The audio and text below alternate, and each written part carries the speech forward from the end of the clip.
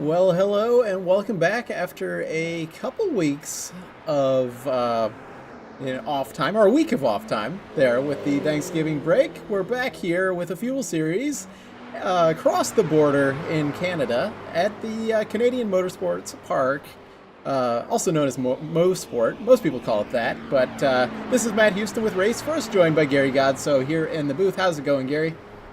Well, good. Happy holidays, everybody. 'Tis the season, but in game, it is still nice and sunny up in Canada right now.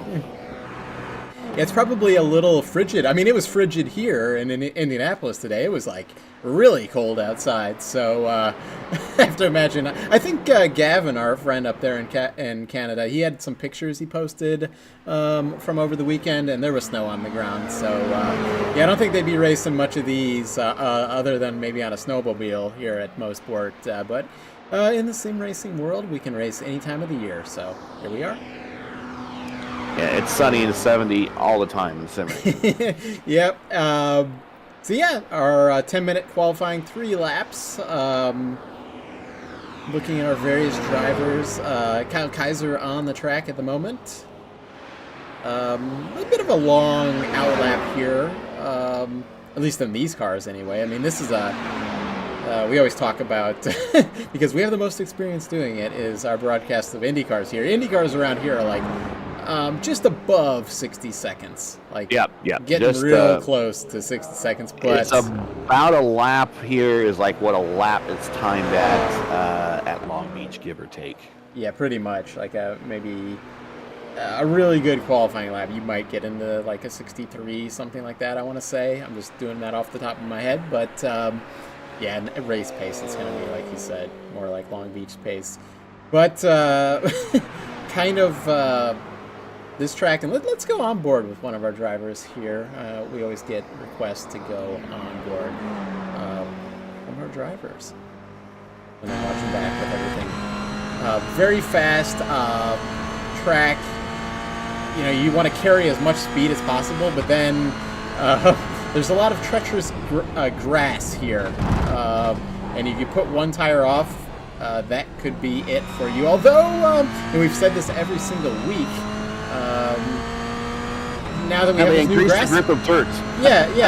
Now that we have this grass model that's been updated, it's probably not the end of the world, actually. So it used to be the end of the world. No. It's no longer the end of the world. Yeah, you dip a wheel off, especially at Moss Corner, which is basically like a double apex single turn. You dip one of your which would be the left rear off in this case, and into the dirt there. And normally you're around, because about the point where you dip it off is where you really where you start to accelerate. But the track is really designed to not want to hold you on, especially turn 2, which is known as Clayton's Corner. It's downhill. It's banked oddly going into the downhill portion, which almost wants to shoot you off the track at that point. And there's really nothing to hold you on the track. There's a wall there, and then right on the exit of 2, it just opens up into this big grassy area. And many a first lap we've seen here in many different types of cars. Cars go scooting off in there because they're not prepared for that weird turn 2, camber downhill combination that just really makes the car unhappy. Then in the Moss Corner area, it's uphill. You're coming into a braking zone. The car's going to be light because it's going downhill. It hits the bottom of the hill. You're braking, and then you're kind of coming into that double apex area. And sometimes, like I said, the wheels kind of scoot off into the dirt, and that causes you a problem. But once you make it out of there, the last part of the lap is pretty easy because you're pretty much on a straightaway the whole way through some S's that flow pretty good, and then White's Corner on the main straight. There's really nothing, I don't think, too fancy about that other than the exit off corner doesn't give you a lot of room. There's a wall there. But other than that, the first part of the track doesn't want to hold you on, and the last part of the track kind of gives you a reprieve to get yourself ready for that first part of the track again. Yeah, you were talking about like turn 2, which is Clayton Corner, like you were saying. The biggest issue there, like your first lap, is that cold tires. Like you can run, like these guys are going to be running through there, after their out lap. they're going to be, maybe on their second lap, they'll be tires up to temperature and they get a lot of grip through that corner. But everybody forgets about that when it comes to the pace lap and, coming through there with cold tires. And that's where you see people going off there. And we don't really change tires here, but after pits, we have a lot of drivers that'll just go off in turn 2 at the pit exit because of cold tires catching people out and just not having that grip that they were used to for the last however many laps they were doing before that pit. So I guess we could probably talk about points here, bring up maybe the drivers' points while we're in qualifying. Sure. So we've got, of course, it's really small for me. You got it up, Gary, by any chance? Yeah, I do. Rob McGinnis. Yep. Yeah, Rob McGinnis is currently provisionally 4th with about 4 minutes left to play here in qualifying. He is our points leader, 395 points. Just behind him, 49 points behind him, is Will Salisbury, who is provisionally on the pole at the moment by a very scant 0.04 of a second over TJ Thompson, who is 4th in the standings. Matthew Escajeda, who did not have a good race last race, but by virtue of his good finishes in the other races of the first half of the year, has himself in position 3, 92 behind the lead, not out of this yet. And Kyle Kaiser, who really, by virtue of one really strong race last week or 2 weeks ago, has not really showed up much in the first couple races, and he said that basically he was just kind of readjusting and getting used to his sim rig after not using it for a while. He says by the time he got back to Indianapolis that he was now definitely used to the rig again, and all I have to say is look out, because he has already moved himself up into 5th, 142 points behind the leader, and that is your top 5 of the point standing at the moment. And for our team points, we've got the Feline Speed Syndicate is our top. That's Robert McGinnis is one of the drivers on that team, followed by, and of course I can't quite read this. We got Sad Boys in P2, and there's a really tight battle for P2 between 3 teams right now in this part of the season. We're getting ready to start the second half of the season. So we got a really good battle here. Sad Boys 199, Brawl Chassis Works at 190, and Virtual Carbon Racing at 177. So we have 3 teams really within 20 points with one another, still fighting it out with plenty of time left to play. All right. Well, that's and I think everybody has completed their qualifying. I don't know if the admins of the series are going to advance us or anything like that. We've got 2 minutes. I got Adam Cosgrove still on the track at the moment. Okay. Yep. There we go. See, that's always the secret for getting broadcast time is to go out last. Yeah, go out last.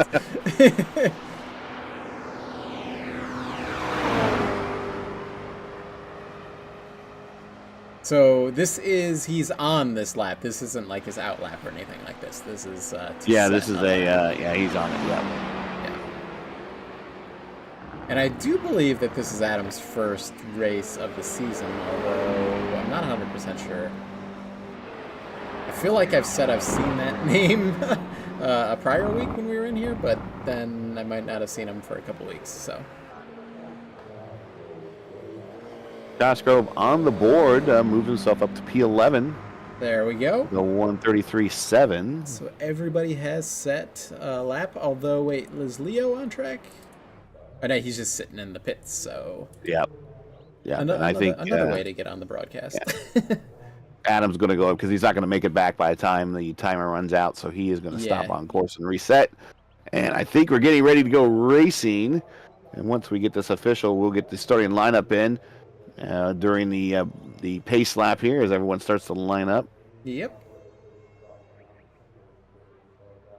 And welcome back, everybody, to this week. So from here, we're going to have a 4-week stretch where every Tuesday night till the end of the season. have a quick look at that schedule. We'll probably look at it again. But next week, I know we were talking about it earlier today, Gary, is our most interesting race of the season, in my opinion, is like what we're gonna get at USA International with these Toyota GR86s, followed by VIR. Get your popcorn ready, yes. Yeah, followed by VIR, and then our final race at Sebring, which is. That's a really common track that we've broadcast a bunch here on the channel, like whether it's going to be sports car stuff or IndyCar stuff. IndyCar never runs there in the full version, but they use it as a spring training with the club layout. But yeah, looks like we're gridding up, and we'll look at I'll have you do a run through of the starting positions. Sure, you got it. Will Salisbury. I'm going to take another chunk out of the points lead, and he's going to be P1 with a 132.4, followed by TJ Thompson with a 132.5. The points leader, Robin McGinnis, P3, right behind Salisbury. And Escajeda, another one of the points leaders, right there in fourth with the 132.6. Max Butler, fifth. Kyle Kaiser, also in the points battle, as aforementioned, is P6, starting there in row 3. Moving on, Drew Carroll, P7, Andrew Sauter, P8, Nicholas Leo, P9, Joseph Butler, P10, Adam Cosgrove, as we mentioned, 11th, Chris Heide, 12th, and Jackson Ball will bring up the final spot on the grid in 13th with a 134 flat, and that is your starting lineup from here at, some say Mosport, some say Mosports, some say Canadian Motorsports, Canadian Tire Motorsports Park, whatever, but it's our starting lineup from here. And if Alan Sanders is watching, this is like his favorite track. So, here we are. We got a long pace lap here. We might want to do, if you got any of it ready, we might want to do a run through some of the sponsors here. Yeah, you got it. One of our chief sponsors here is Prio Rim. Prio Rim provides complete rim protection against curb rash, pothole damage, and imperfections to your wheels. By installing Prio Rim, you have a choice of 9 different colors to install in your car. Prio Rim is offering a set of their industry-leading rim protectors to the Drivers' Champion of the 2023 Fuel Series. If you'd also like to get in on the Prio Rim action, just go to PrioRimUSA.com to learn more, or click on a link in the description today. 4D Racewear. 4D Racewear, check out their line of made-for-sim racing gloves, shoes, and apparel. Visit them today at 4dracewear.com, or again, check in the description for the link below. Also, our final sponsor, a new one that was a couple weeks ago, but looking for an edge in motorsports, look no further than PitFit. PitFit has established themselves as a pioneer in human performance side of motorsports industry, supporting some of the most well-known drivers and teams worldwide. PitFit is proud to develop the most well-prepared drivers and teams in motorsports, ensuring that psychological and cognitive stressors never become a limitation of maximizing your performance. Join winners and a lot of former Indy 500 champions like Scott Dixon, Alexander Rossi, Colton Herta, Dario Franchitti, Will Power, Casey Kane, Sam Hornish Jr., and William Byron, who have trusted PitFit as their human performance partner. Check out pitfit.com or in the description right now. Very good. Always thanking those sponsors that provide the money to the series so we can have these great broadcasts and have some prizes for the drivers at the end of the season. So always appreciative of them. So looks like we're heading down the Andretti Straight, and we're going to be heading to green flag here momentarily. 40-minute race. We have a competition caution 15 minutes into the race. All drivers are required to make a pit stop during the race for fuel, and usually the strategy would be to do that before that caution flag, although it's probably not required, but strategically, we'd say definitely you do it before the caution. Yeah, we see him pretty much dive off after the first lap or two has been what the current trend has been. Yep. Although they have been testing, everyone tests a little bit different. Maybe they go further into a run before they dive off, but they're coming around the final corner here at White's Corner, green flag in the air, and we are going racing here for 40 minutes. That's going to jump out, and we are green. Into turn 1 they go. The turn 1 downhill braking zone is going to be a little off. Your car is going to be feeling a little weird there. Will Salisbury Rosberg kind of getting a little jump here, but here's where that cold tires. Nobody did it though. Nobody went off in the grass. Almost. There. It was almost. I saw that you kind of had that snow plow in the front of the car, and that next lap you're going to be able to go through there much faster. Butler and Thompson, P2 and 3. Going down a bit of a straight here. Now downhill. Hit the bottom of the hill, come up into a braking zone, and then they're in a Moss corner. Actually, Robert McGinnis, I didn't notice this, but he jumped out to the front through that start there. I guess I thought it was Salisbury there with both of their cars being black cars. But I think Salisbury might be doing. He started from the rear. He might be doing that special challenge where they, if you come to the front, go for that extra points, and I think that's what he might have done there. Interesting. Well, that it really confused our timing and scoring for this lap because it's got Salisbury in first, so everything will reset after this lap. And it didn't sound like Cosgrove was happy with that start. He said it sounded like that maybe the 7, which would be Salisbury, got a jump, and he did not like that start. So we'll see if race control controls himself or not. yeah, there you go. But yeah, I did see somebody jump out back there, and I guess it was Salisbury. So.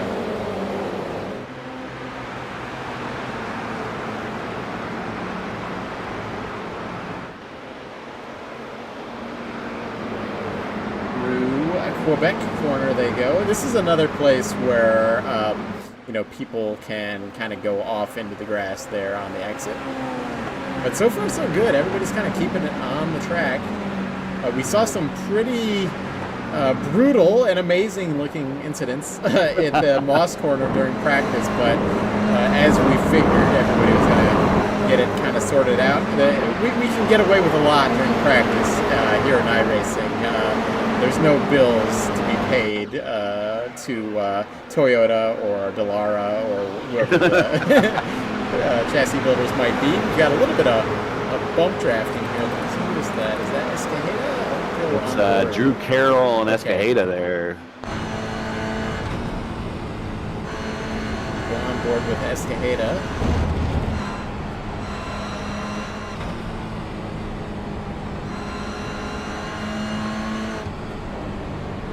So I don't think anyone's taken the bait to pit early. So I think testing has shown that maybe you want to go a bit farther into. I could see that this track might burn more fuel than previous tracks that we've run with just how much they're on the throttle here. There's only one real corner, the Moss hairpin, where they're really slow, like to save a little bit of that fuel. Otherwise, they're on the accelerator most of the time.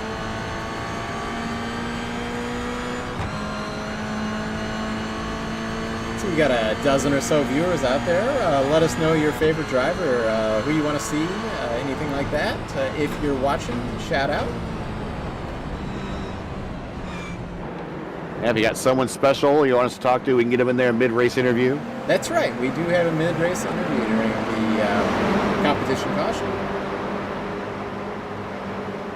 And right now, Butler, Harrell, and Nick Leo are up the most spots. Each gained 3 since the start.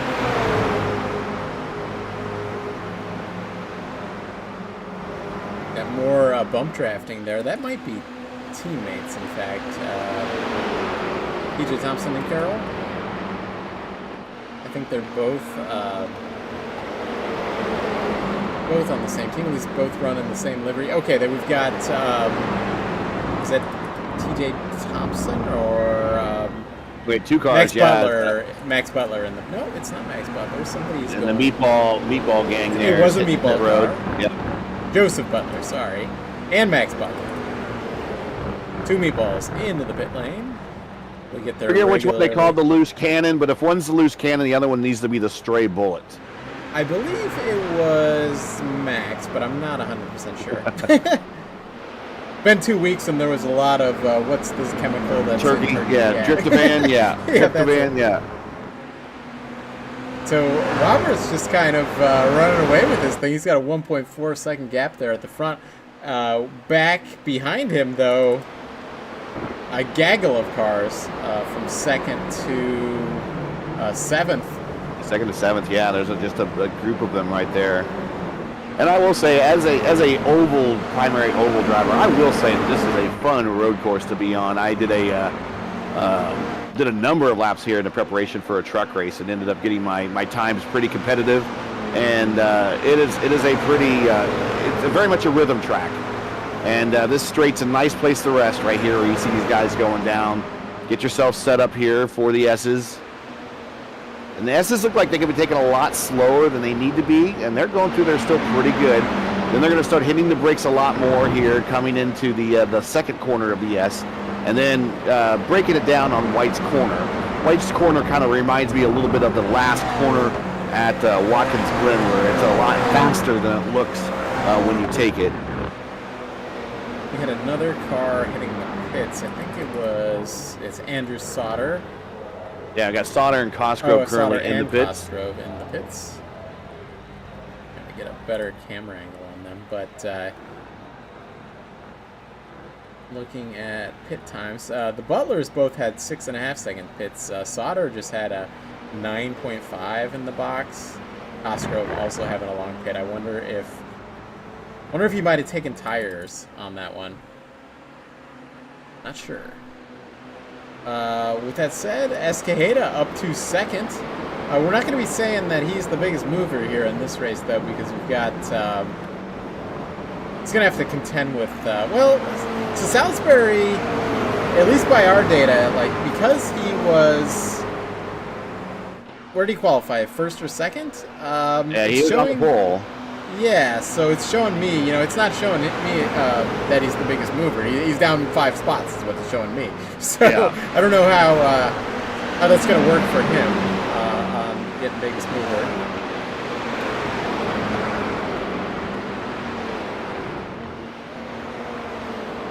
Yeah, easy drive for McGuinness here, although that group of cars does seem to be catching him. With Escajeda in the lead of that one. And there is Salisbury hitting pit road. Salisbury and along one with of the sad boys, I believe. Yeah, there you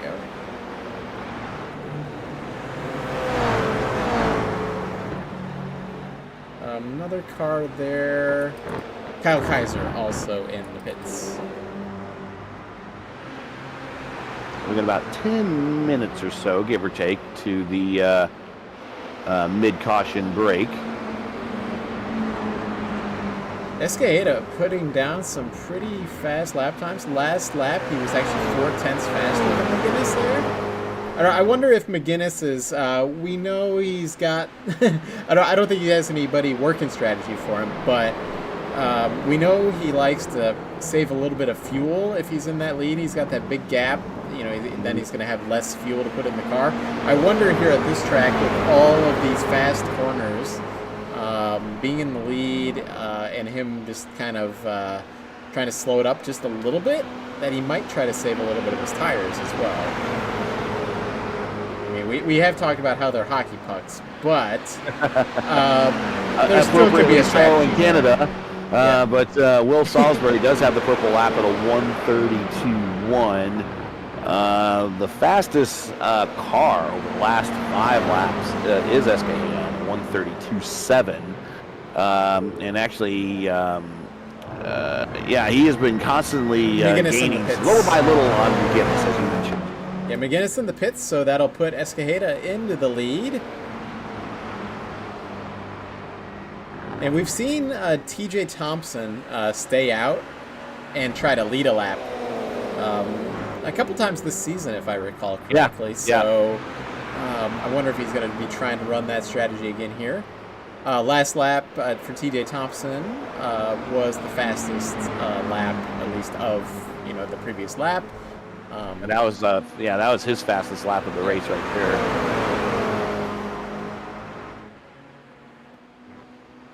Yeah, so I just wonder if, him being behind there. We saw, so Escajeda, I believe Escajeda was the fastest car in practice, but we were curious if, that had drafting assistance. I'm sure it probably did, but that would just show you Escajeda probably, if he's in second and he was studying how to draft and be second in this race and probably make that pass for the lead at some point in time. But he's under pressure from DJ Thompson at the moment.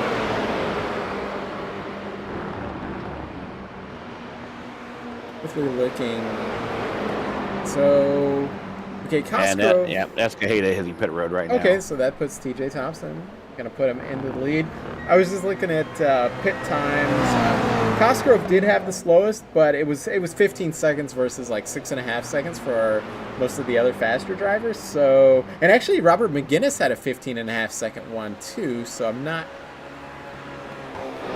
sure what happened there, but it sets him actually behind Salisbury.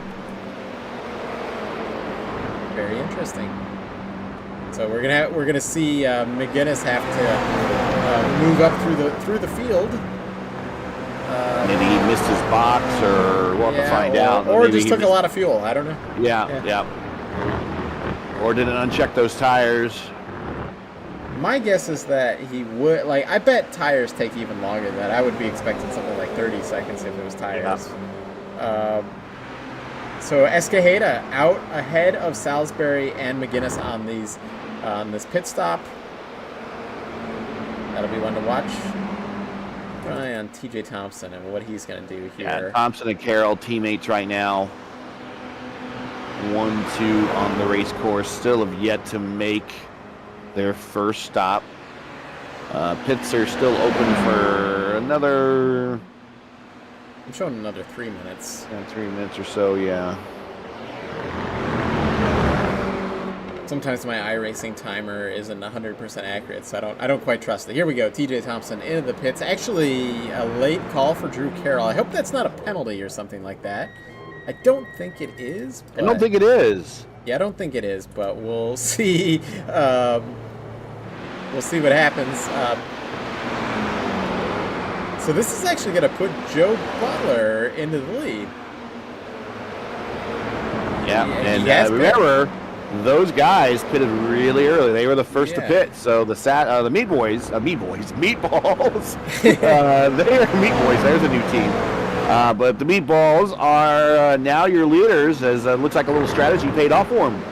Yeah, so their pits were the fastest of anybody, so I have to imagine that maybe they took a little bit less fuel than the other drivers, but maybe they know something that these other guys don't. So we'll see how this develops. We hope that they did not short fuel though, like too much, and they have to make a extra pit, maybe under the caution or something like that. But we'll keep an eye on it. Butler Brothers. Showing pits will close in about a minute. So everybody that needed to stop has stopped. So now we're just waiting for that competition caution. Competition caution, which we'll bring up here. Maybe Joe Butler again. he's the biggest mover.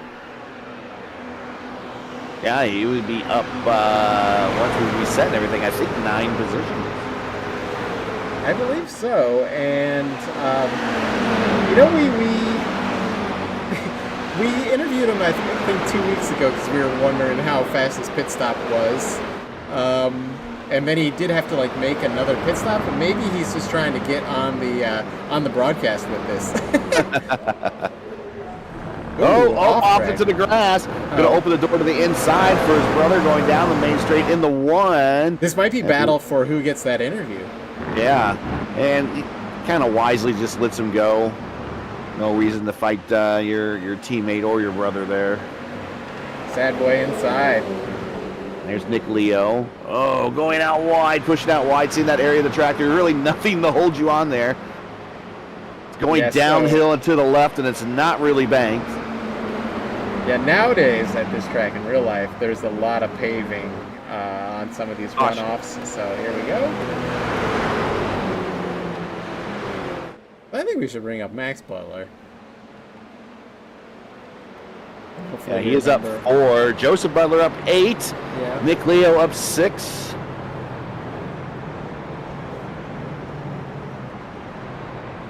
Who do you think between Max and Joe there, Gary? Go ahead and bring up Max. Yeah, I'm pretty sure. And we should remember this better than we do, but pretty sure we talked to Joe last time. But, I guess he'll let us know. And I guess it wouldn't be a race in 2023 without a Max in the lead. So let's go ahead. Yeah. Let me head on over to the Discord here, make sure I'm pulling the right one up. Get that Discord thing off the screen. Yeah, it's doing the whole. There we go. Because his name is. I won't read his name. Okay, wait. It's not letting me drag him. I think. Okay, it lets me drag. I bet that maybe I clicked it wrong, or our admin is doing some live changes. So we'll bring up Max here. Hey Max, this is Matt and Gary in the booth. Got a copy? Yep, I hear you. Well, you're in the lead. I have to ask you about the pit stop though. Are you going to head back into the pits for more fuel, or was that just a really good pit stop? I'm not going to reveal all my secrets, but it was part of the plan. I was starting to struggle a little bit, especially that last section. I was going too wide with either Drew or TJ, so I was like, you know what? I'm going to take the outside, go into the pits, and I think it worked in our favor. I'm calculating right now to have enough fuel to the end, so I'm not too worried. Yeah, a lot of fuel can be saved during these competition cautions that, of course, the iRacing fuel calculator doesn't take into account when, if you just use the automatic one. Because, exactly. So everybody knows that secret. But, tell us about your race. You are up 4 positions. Your brother there in second. He's up 8 positions. Yeah, he's crushing it. I was really impressed by his pace, and I obviously with the early pit, I saw Joe came out right behind me, and he was able to close in very quickly. So I knew that we were just going to be able to slipstream and set some fast laps. And we both made mistakes at different times, but I think we have a lot of respect and communication, so we've been able to really streamline it. Yeah, we saw him take that wide off into the grass, and that's what put you into the lead. I'm sure there was some communication there. Oh yeah, it's strictly professional between us, and really proud of how far we've come, because you know how brothers can get. Yeah, we might have that relationship with my brother, so. Yeah, but really happy to be up here. Honestly, it's been I've had a bunch of mixed results in this series, probably due to my own part of screwing up in the worst times, but happy to be here representing the meatball flag. There you go. Well, good luck for the rest of this race. We know we've got some guys that for whatever reason took long pit stops. I'm curious about that. I was really surprised to see me and Joe and Nick come out 1, 2, 3. So. Yep. So we will be keeping an eye on that. Good luck though for the rest of this race. Thank you. Hope I talk to you at the end. Yep. We hope so too. All right. Get ready to go green next time by, but we got the loose cannon, Joseph Butler, and the stray bullet, Max Butler there as your leaders. Are you reading the? Did you have some extra info about their names and everything there from the readout that they gave us? No, I just Joseph was given the loose cannon moniker in chat last 2 weeks ago, and right. I figured if you got a loose cannon, you got to have a stray bullet someplace. Okay, and that's there Max you go. Too much IQ on that one for me, Gary. I'm just trying to do the broadcast here. So. All right. Well, that resets us. We're not going green this time, but maybe we have time to do the sponsors one last time. Oh, the lights just went out on the pace car going in the into okay, yes, you're right, they did. In Motorsports. But hey, I will say that of course this track has been very important to the history of USAC and IndyCar Trail. There have been 6, mainly in the USAC Champ Car area, six races here. In fact, one of the very first road course races that was 4 points was here at Motorsports in the Champ Car area. They had 2 races in '67, which they were kind of the first of the double headers they had. 2 in '68, then a hiatus of 9 years, and the series returned for 1 race each in '77, '78. The IndyCar track record, set by the Flying Hawaiian Danny Angayas with a speed of 121.9 here. And the career wins leaders are Bobby Enser and Dan Gurney, to no one's surprise right there, each with 2. And the little tip here is if you start from the pole, you have an excellent chance of winning the race here, as 5 of the 6 races were won by the pole sitter back in the old IndyCar days. Yeah, very difficult to pass in an open-wheel car. We've got tin tops here, though, Toyota GR86, and we are back to green. Ooh, Nick Leo to the back of Joseph Butler. Yeah. Butler did not get a good start, while his brother Max did. Yeah, Max. And we are now on the run to the checkered flag. 19 minutes left to play. So these guys, like Will Salisbury, Robert McGinnis, these guys that had those slow pit stops, they're going to have to pass to get. They can't waste time. No. In fact, I'm going to just go on board with them because it might be interesting to see. This is on board with Will Salisbury behind Hugh Carroll. I think Carroll actually got his position back on the outside there. So Will's trying to get by. Kaiser's moved up to 4th. That's worth a mention. We haven't really talked about him at all in the first 20 minutes. Will had a really good exit here, but I don't know if it'll matter that much with the draft that Drew Carroll's going to get from TJ Thompson. Will thought about looking outside. And they almost might even be draft locked here on the Andretti straight. As I say that, Will Salisbury does pop out. But not going to be able to do anything with it, it looks like there.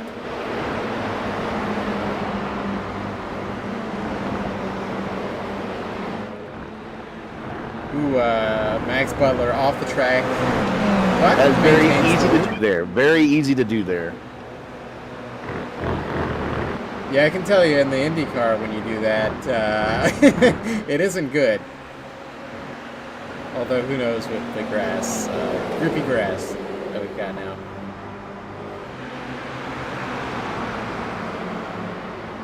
Almost about 5 different lines with the way the cars were, staggered out. Going into turn 2 there. Yeah.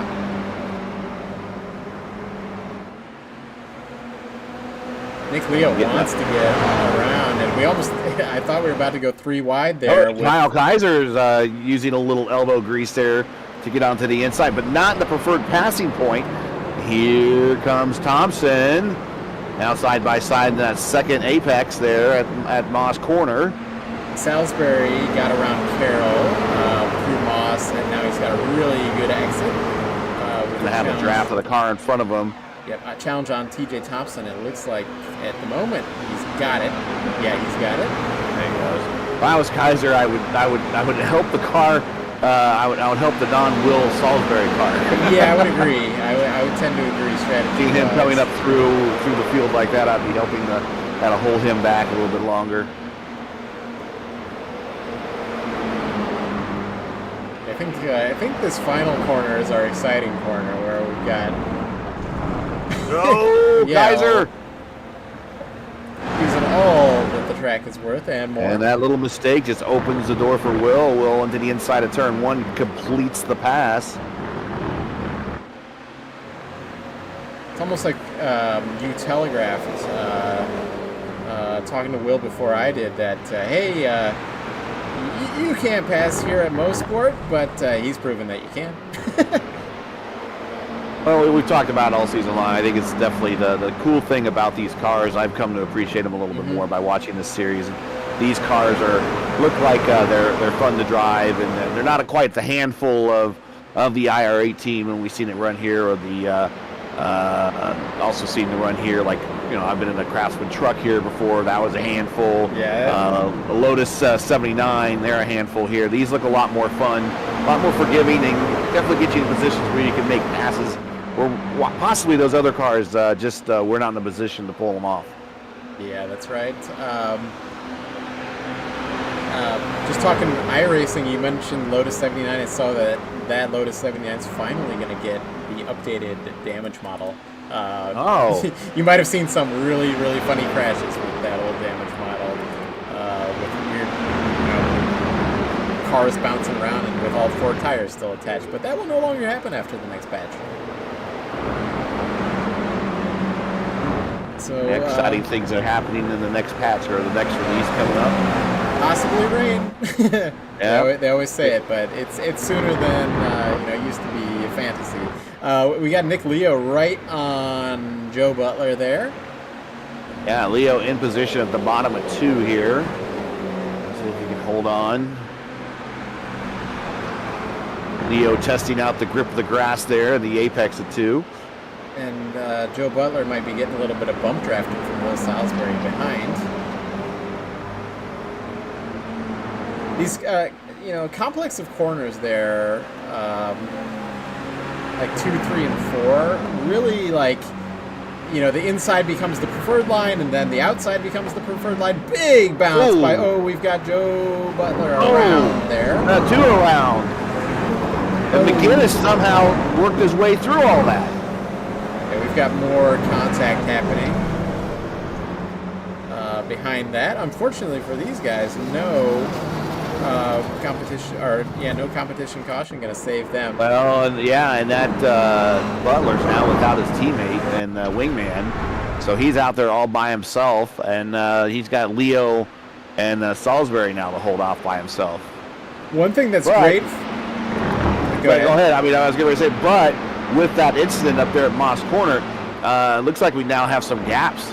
Yeah, that's what I was about to say, was that although Will Salisbury is in third, he's 2.5 seconds back from Leo, so I would think Butler and Leo, this is like best case scenario for them.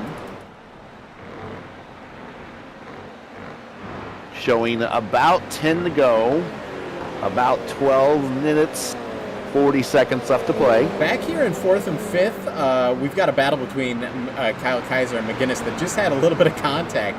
Or is that TJ Thompson? Okay, sorry, it was TJ Thompson. Yeah, and that's TJ. So it's Kyle Kaiser, McGinnis, Thompson. Again, another interested party that's kind of hanging back in a typical fashion, which we talked to him, and he typically likes to do, is Escajeda. They're kind of watching that group in front of them, keeping a little bit of a buffer. If they make contact, he'll pounce. Yeah, so Escajeda was, for the cycle of pit stops, he was up there, and I think he was second, wasn't he? And gaining on McGinnis, but yeah, he had a long pit stop, 12.5 seconds, which is one of the longer ones. McGinnis also had a long one like that, but so that puts him back. Nick Leo is now your highest gainer. He's up 7 spots. Chris Heide up 4. Yep. Max Butler up 4.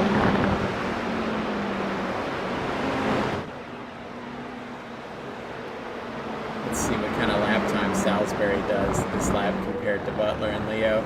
So, yeah, he's getting, I can just tell on the exit of that corner, he is gaining. Yeah, Butler 132.6. Purple lap by Salisbury that time by 131.9. Butler, like I said, 132.6. Leo a 132.2. So from P2, P3 are even faster than the leader. But the leader only has about another 9 more laps to hang on. He just needs to put his car where the others can't get around them and cut off that air. Yeah, even dirty air affects these things. Yeah, it's going to be difficult to make that pass, and once you're up there in the lead, that you're not going to have any drafting help at that point. You're going to be rest assured that both Butler and Leo are going to defend as much as they can from Salisbury.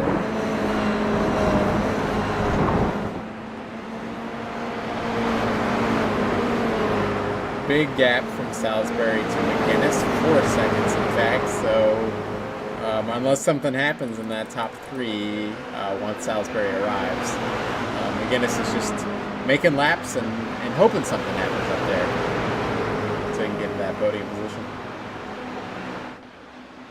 And he's asking TJ to work with him to help him down that straight. Maybe get some bump draft going on there. Yeah. But again, it's very easy to drop a tire here. Yeah, and very, you never very know easy. What I thought somebody mentioned on a previous race that they were doing some bump drafting and suddenly they were slower all of a sudden. So you don't want to damage that hood and aerodynamically and make it slow. You wouldn't really think it would, but I just recall somebody saying that it kind of did. So on board with Thompson right now. Salisbury, though, he has caught that group, so let's move on up there.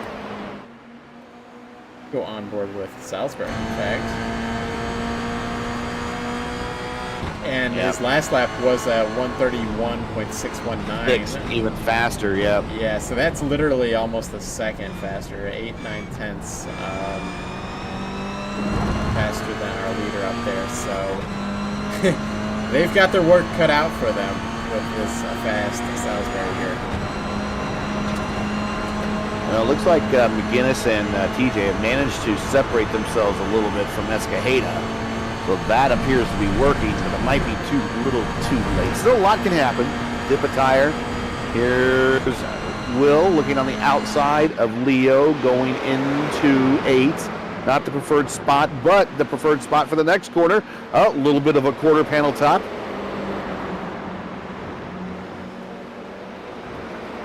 And Will gets a position.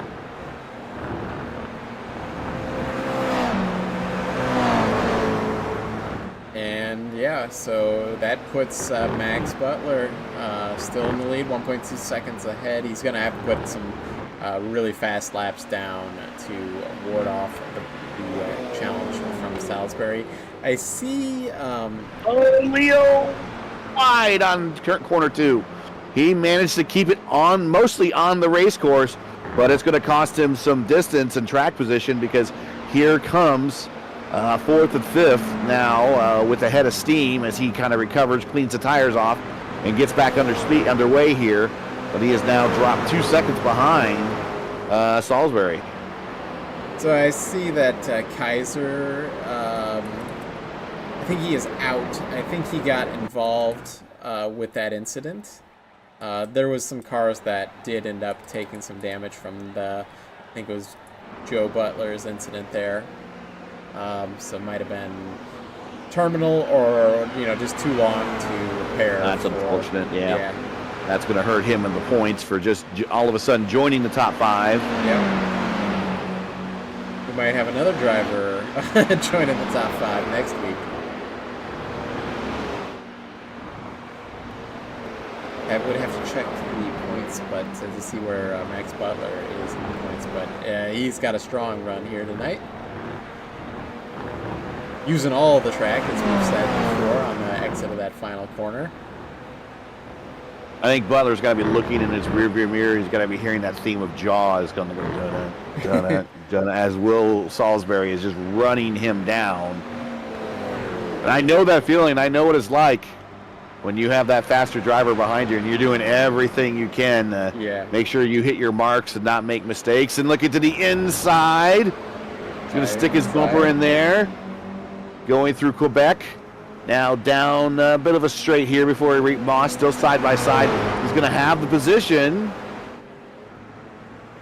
Max Butler in the meatball comes back. Gets him back. Will here, though, his exits from Moss hairpin are really, really good. I think they're the best. I mean, obviously he's the fastest out here, so the best exits there are. And again, I mean, I'm not much of a road course racer, but that is a fun corner. That is a fun corner there. Yeah, you were mentioning the NASCAR truck scope here as we're side by side for the lead. It is tough here in the NASCAR trucks. It's tough any road course in those cars, in my opinion. So. Side by side to the S's in the white's corner. Butler's going to hold him off for at least one more rotation. He's going to go for a block. Defensive. Nothing wrong with that block. No, that was what you call a legal block. Yeah. Yes. As Salisbury, a lot of curb there for Butler. Looks like Salisbury's cleared him.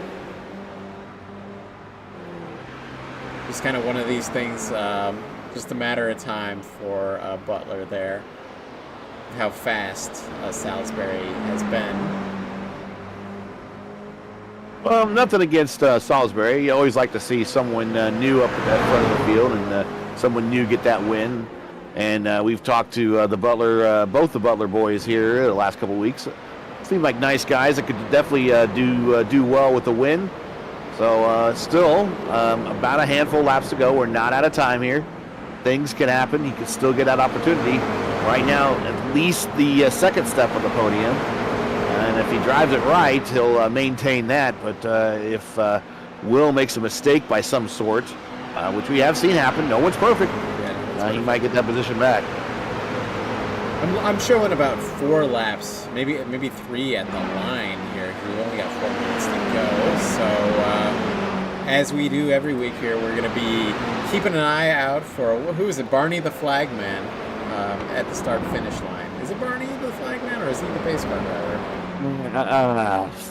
Well, this is like some information we used to know, but it's been a little while, so. Well, Salisbury officially in the lead on that one. Yeah, and I think he's just taking too much of that corner in one. That's kind of slowing him down a little bit. And then that's allowing Will to kind of run away. Ooh, we had, so McGuinness has caught Leo, TJ Thompson, and McGuinness battling. Best battle on the track at the moment.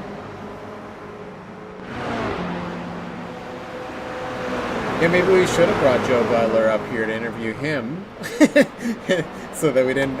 We'd have both Butlers on the broadcast.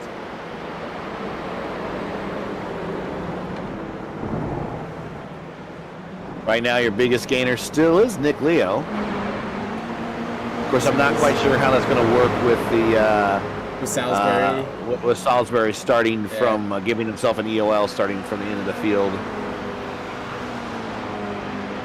Well, that would be a. I would protest race control if I was Leo. If Salisbury, you can't qualify and then give yourself an EOL. That's just not how it works.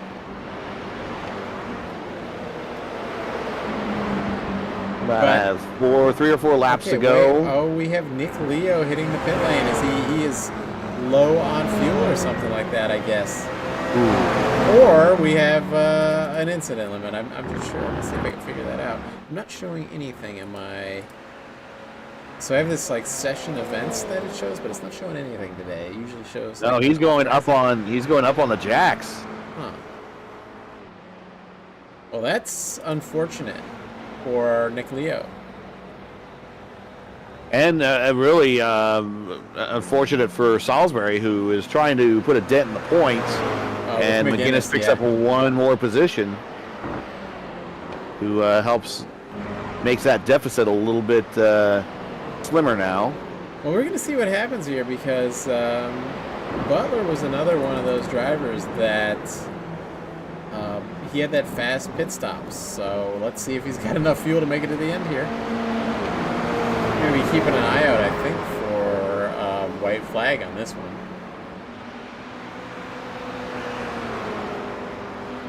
And McGuinness really has caught Butler as well. Almost 4-second lead for Salisbury up there. Inside, I think, Max Butler just had to... White flag. I think Butler is out of fuel. He's hitting the pit lane. Unfortunate. Ooh. Oh, and he just had a big old mistake on the entrance to the pits. That might be a penalty, but we'll see. So that puts McGuinness into second. Well, exciting things for strategy here. I like the gamble. That they played. That made it interesting.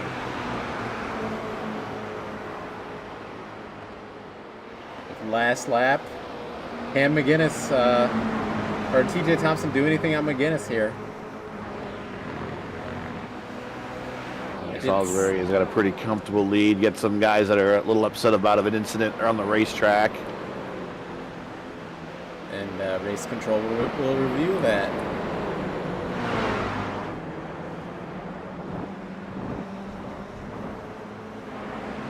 McGinnis with a really good exit.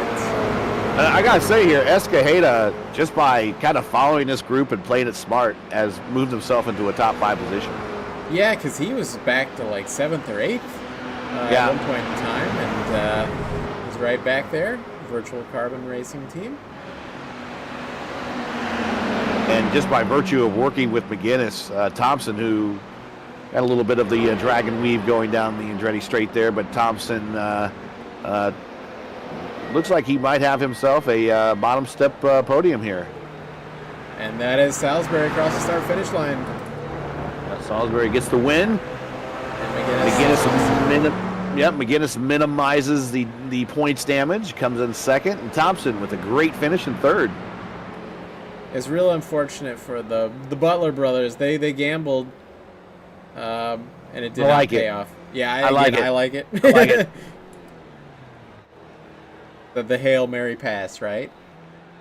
We love to see it. You don't know until you try it. Yep. That's exactly right. And hey, maybe it was just one more little tick of the fuel, and they'd have made it. So, in Salisbury on a cool down lap, 4.5 second lead. I think that's our biggest time gap. Win of the season. We're going to have to make sure to ask these guys what they're going to think of coming to USA International. Noble track, when to do these interviews here. Well, while we're waiting to do that, Salisbury with the win. Get another win this season, and points leader McGinnis minimizes the points damage by finishing second to Salisbury. TJ Thompson with a great finish on the bottom step of the podium. Working his way into a top 5 spot, finishing fourth, Matthew Escajeda.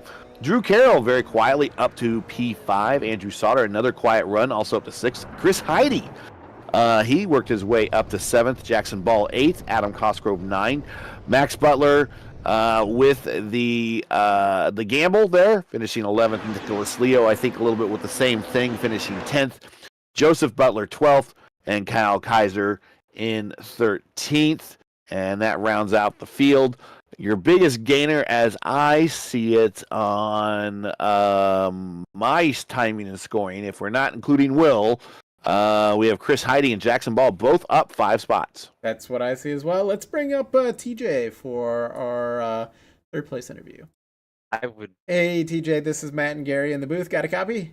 Yeah, how you guys doing? Yeah, good. How about you? Got that podium position? We had some gamblers up here in Max Butler and who's the other one? Nick Leo as well. Yep. Yeah, and so you kind of inherit that third place from their gamble. But tell us how it looked on your end.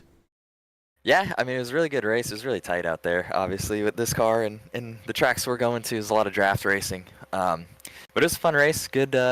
Everyone kind of minded their P's and Q's. And then, yeah, like you said, we kind of just played the strategy there.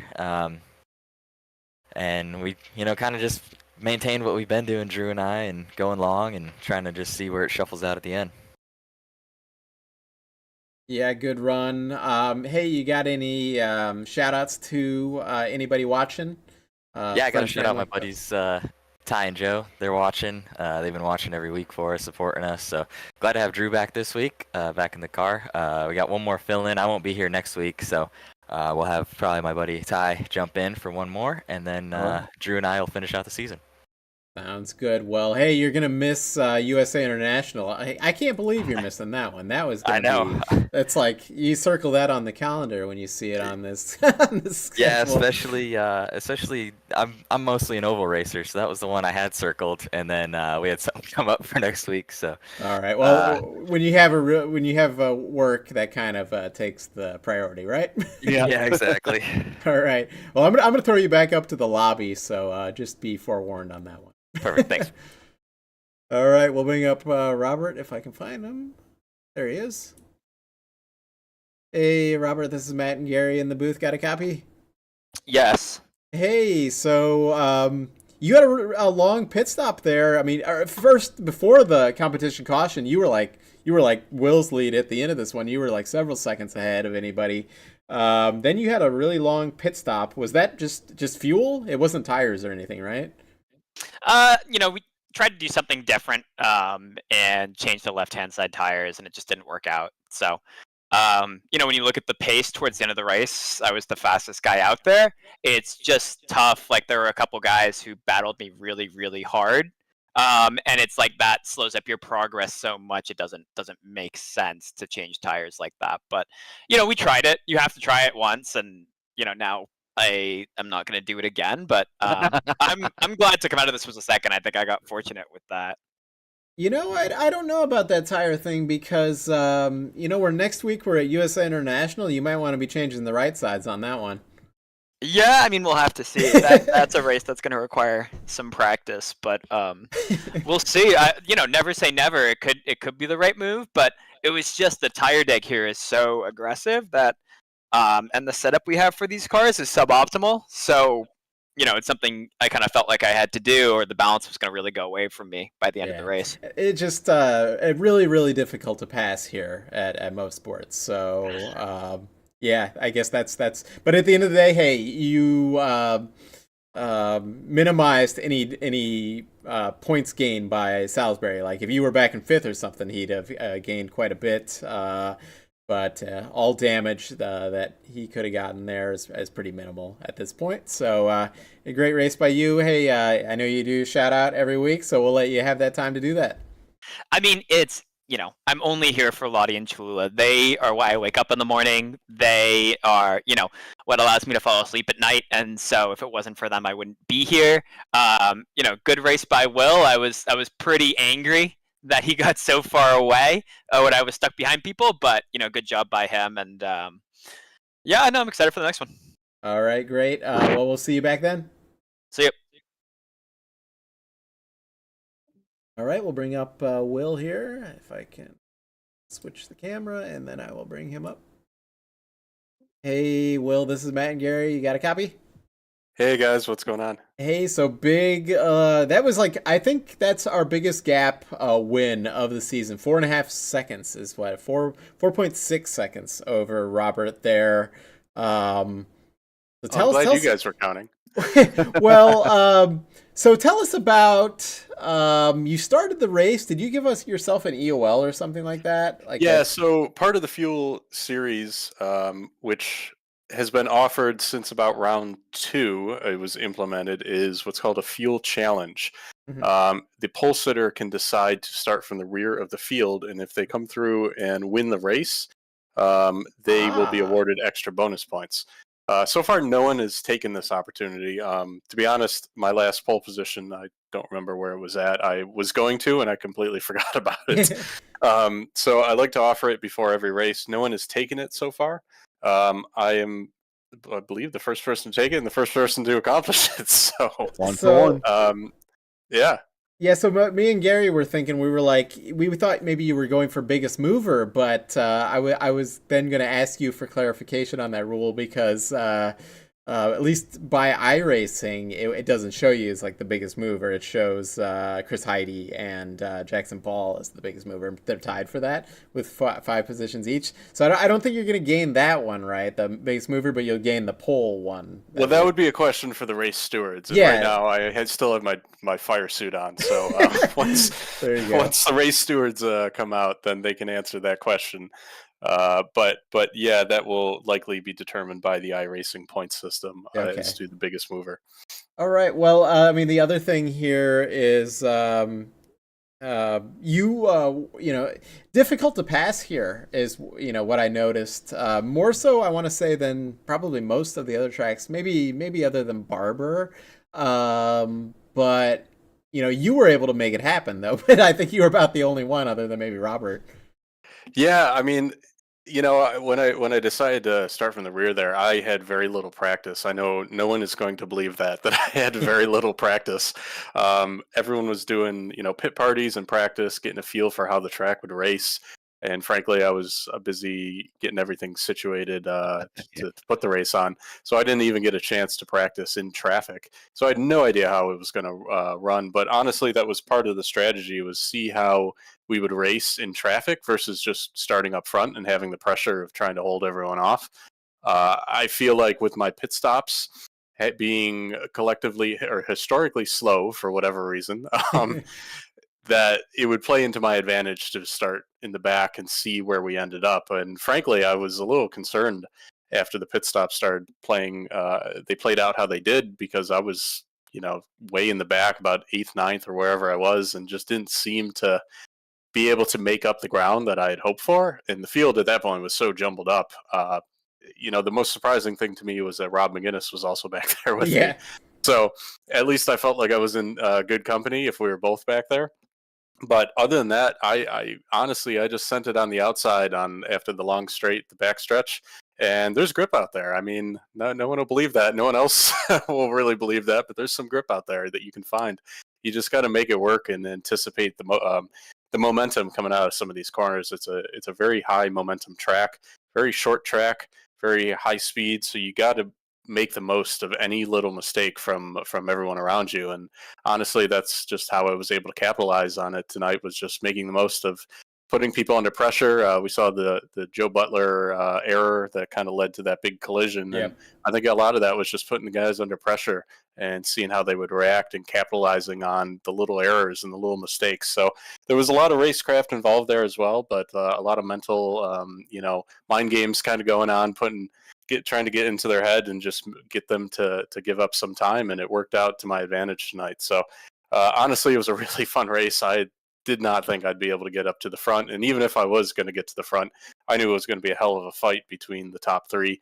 Me and Max had went at it last season, and the season before that in Real Racers Virtual Club. So we've been going at it for a while, and of course, Rob McGinnis, always a threat. But everyone had a pretty good race tonight, and we had a little more speed than everyone else, and it was able to bring it home. So it was a good night. It was a good night. Yeah, good win. I'm going back to talking to you as race control. Is just and as like the organizer of the series. Me and Gary really liked and we talked about this on the broadcast previously, but we really liked the gamble that Max Butler and Leo did with. I think they took a little bit less fuel. They were like a lap short, something like that. But hey, sometimes you got to make that gamble, is what we were saying. So yeah, and honestly, that's what I kind of predicted, is that they took filled the car and had a quicker pit stop. But when we were under yellow, that's the time when everyone's trying to save fuel. And we had a 2 to green, and it was voted on by the majority to make that 1 to green. So okay. We'll look to clarify that moving forward, but majority ruled in that case, and they voted 1 less lap under yellow. So that might have cost them in the end. But I went with the majority of people wanting to shorten the yellow so we could go back racing. And ultimately, if they ran out of fuel, that's kind of part of the strategy. Some things are a little unpredictable in racing. Well, I think that Max Butler and those meatballs need to kind of organize with all the other teams that are not you and Robert McGinnis to get the 2 to green so they can save that extra fuel. So hey. I'm sure they'll be lobbying that. As you can see in Discord right now, it's all one big meatball channel. Yeah, there you go. Everyone seems to be collecting over there, but it's not meatballs on the menu for me tonight. It's tacos. So it's Taco Tuesday. I'm gonna go have myself a taco for this win. Take Rob McGinnis's tradition away from him in the Turner Motorsports guys. But I'm gonna go enjoy that, and appreciate you guys for putting it on, and hoping everyone had a fun time watching this tonight. Yeah, hey, any shout-outs, anything you want to do there? Yeah, I just appreciate everyone coming out tonight, all of our competitors here in the Fuel Series. It's been a fun ride. We have a lot of great partners that we've signed on this year, and can't do this without them. A lot of great support from Pit Fit, from Pririm, from Steph Wilson, and you guys over at Raceverse. So a lot of really, really cool, fun things going on with the league. Can't thank you guys enough for doing what you're doing. I hope everyone enjoys it up at home.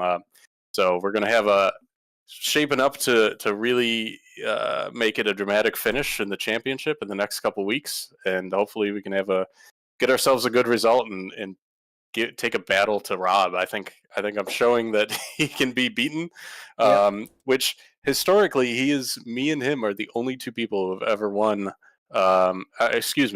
Rob going into the season was the only one to have won a Fuel Series race in the last last 4 races, I believe. So to be able to beat him is pretty cool, and take down as a real life IMSA driver is also pretty special. So Oh hope that yeah. everyone enjoys it at home, and we can wrap up the season in style. Hey, I'm going to keep you a little bit longer, but hey, next race is USA International. So that was the one I circled. When you sent me that schedule, I was like, wow, they're going to run that? Okay. So I've been looking forward to that one. I love chaos, and I love throwing a wrench in the works here. And the schedule needed something dramatic and a really fun track that would equal everyone. And I'm really looking forward to next week at USA International. I'll be completely honest with you, I've done very little testing with this car and that track combination. However, I will say that the format is going to be a little different. Okay. We are going to run heat races next week.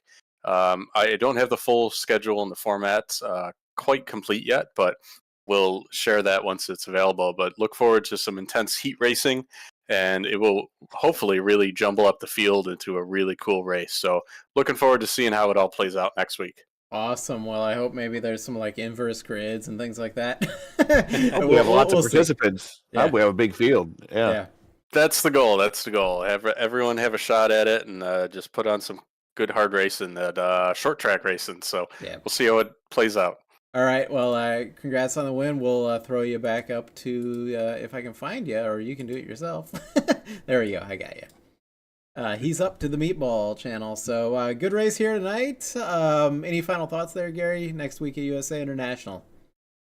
Yeah, I was kind of surprised. I thought the passing would be a little bit easier here, but we discovered that it wasn't as easy as it's been at some of the other tracks we've been. So it made this 40 minutes, this race for 40 minutes, a little bit more of a challenge for these guys. That's good to see. Next week, I'm curious, very curious. Looking forward to next week to see how these will do on the oval. So bring your Coca-Cola, bring your popcorn, and sit down and watch, because this should be fun, and hopefully they have a big field, because we've done some oval races here on Race First where there's been a small field, and that's no fun. So hopefully these guys all show up, with the exception of those that have work, and maybe invite a friend and have a big field, and let's see what happens. Yeah, I'm going to be looking forward to that. Hopefully, like you said, Gary, get a big field. But hey, for Race First, this is Matt. Thanks for Gary for joining me, and thanks for Fuel for getting us in here this season. This has been fun. But out for the week, and we'll be back at USA International December 5th, same time, same place. Thanks for watching. Yeah.